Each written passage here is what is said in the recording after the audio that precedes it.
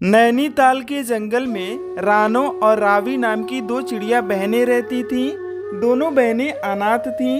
एक दिन दोनों बहनें भोजन मांगने के लिए पड़ोसी के घर जा रही थीं। तभी उन्हें सेब बेचने वाला नजर आता है। सेब ले लो सेब, कश्मीरी ताजे मीठे मीठे सेब ले लो सेब। दीदी वो देखो सेब बेचने वाला आया है। मुझे बहुत भूख लगी है, एक सेब खरीद दो ना। कैसे खरीदूं सेब राबी? सेब वाला बिना पैसे लिए नहीं देगा। तू जिद मत कर, मेरे पास सेब खरीदने के लिए पैसे नहीं है।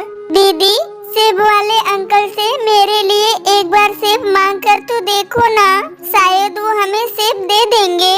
अपनी बहन की बात मानकर रानो चिड़िया सेब वाले के पास जाती है और उससे कहती है, सेब वाले अंकल मुझे एक सेब दे दो, मेरी बहन बहुत भूखी है। ये लो ताजे और मीठे मीठे सेब, सीधे कश्मीर के वादियों से लेकर आ रहा हूँ। इस एक सेब का बस तुम्हें 10 रुपए देना होगा।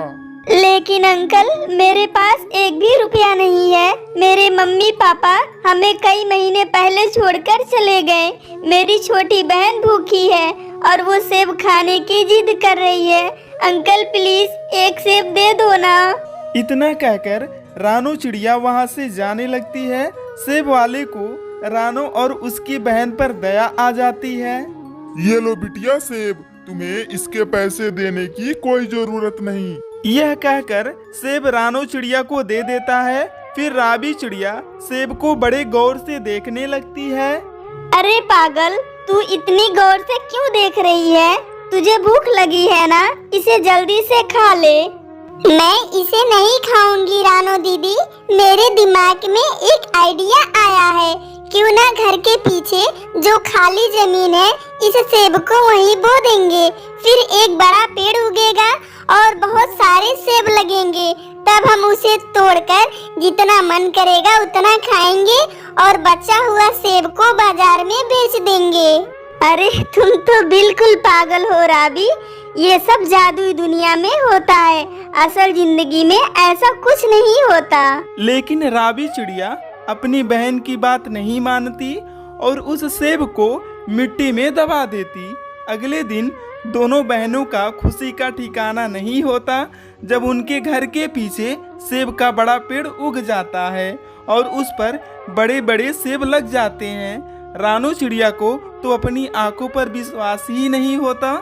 दीदी दीदी जल्दी से सेब को तोड़कर बाजार में बेचने चलते हैं। जब दोनों बहन सेब को बाजार से बेचकर घर आती हैं तो देखती हैं मुखिया उनके घर का सामान बाहर फेंक रहा था। मुखिया जी आप ये क्या कर रहे हैं? हमारा घर का सामान क्यों फेंक रहे हैं? अब ये घर हमारा है। तेरे बाप ने मेरे से कर्ज लिया था और बिना चुकाए मर गया। चलो अब भागो यहाँ से। रानो चिड़िया अपनी बहन को लेकर सेब के पेड़ पर बैठकर रोने लगती है। रावी मेरी बहन, अब क्या होगा? हम दोनों बेघर हो गए, अब कहाँ जाएंगे? काश हमारे मम्मी पापा यहाँ होते तो हमें ये दिन नहीं देखना पड़ता। तभी उस सेब के पेड़ से एक बड़ा सा सेब प्रकट होता है और उससे आवाज आती है, बच्चों तुम दोनों को रोने और चिंता करने की कोई जरूरत नहीं। आज से तुम दोनों हमारे इस जादुई सेब के घर में रहोगी। उस सेब के घर को देखकर दोनों बहनें खुश हो जाती हैं और दोनों बहनें खुशी खुशी रहने लगती हैं। सुंदरवन के जंगल में रानो नाम की चिड़िया रहती थी। वो अनाथ थी। उस जंगल के सभी पक्षी छोटे मोटे काम करके अपना पेट पालते थे। रानो चिड़िया घास फूस की खिलौने बनाकर उन्हें बाजार में बेचा करती थी। आओ भाई आओ, हरी घास की खिलौने ले जाओ, घास के फूल, घास के घर, घास के हाथी घोड़ा ले जाओ। आओ भाई आओ। रानो चिड़िया के बनाए खिलौने जंगल के पक्षियों के बच्चों को बहुत पसंद आते थे। रानो के सभी खिलौने बहुत जल्दी से बिक जाया करते थे। एक दिन रानो चिड़िया बाजार से खिलौने बेचकर घर लौटती है तो देखती है दो पक्षी उसके दरवाजे पर खड़े हैं। क्या तुम ही रानो चिड़िया हो?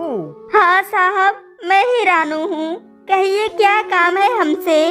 काम तो कोई नहीं, पर तुम्हें ये बताना था, ये मुखिया जी का ऑर्डर है। उन्होंने ये जमीन खरीद ली है। अब तुम्हें घर खाली करना पड़ेगा। तुम अपना घर खाली करके कहीं और चली जाओ। मुखिया जी यहाँ बहुत बड़ा स्कूल बनवाना चाहते हैं, ताकि जंगल के पक्षियों के बच्चे पढ़ सकें। तभी मुखिया जिगरबाज वहाँ पहुँच जाता है। चलो चलो, घर खाली करो रानो चिड़िया। तुम्हें तो पता है मुझे ना सुनने की आदत नहीं है। मुखिया जी, मुझ गरीब पर ऐसा जुल्म मत कीजिए। मैं अनाथ अबला कहाँ जाऊंगी? आप तो पूरे जंगल के मुखिया हैं। आप सभी पक्षियों के न्याय करते हैं, लेकिन मुझ पर अन्याय क्यों मुखिया जी, क्यों?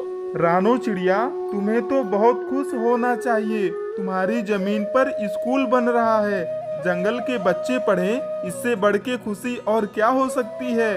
तुम जिद मत करो, अब जल्दी से घर खाली करो, वरना मुझे घर खाली करवाना आता है।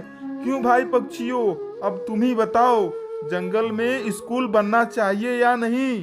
हाँ मुखिया जी, आप सही कह रहे हैं। तुम्हें घर खाली करना ही पड़ेगा।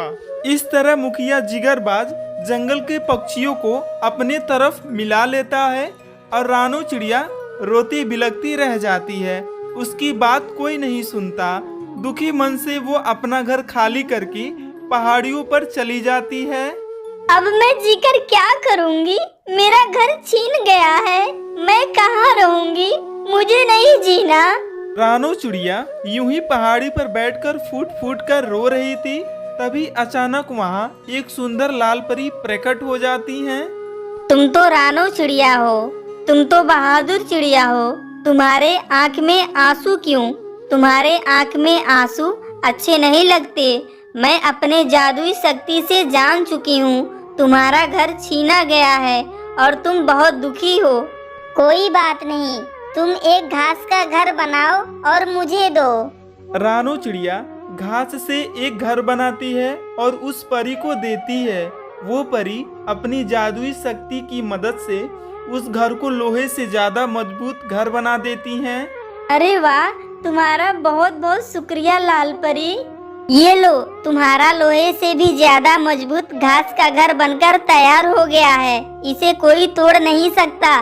तुम खुशी खुशी हरी घास के घर में रह सकती हो। इतना कहकर वो लाल परी गायब हो जाती हैं और रानो चिड़िया खुशी खुशी घास के घर में रहने लगती है।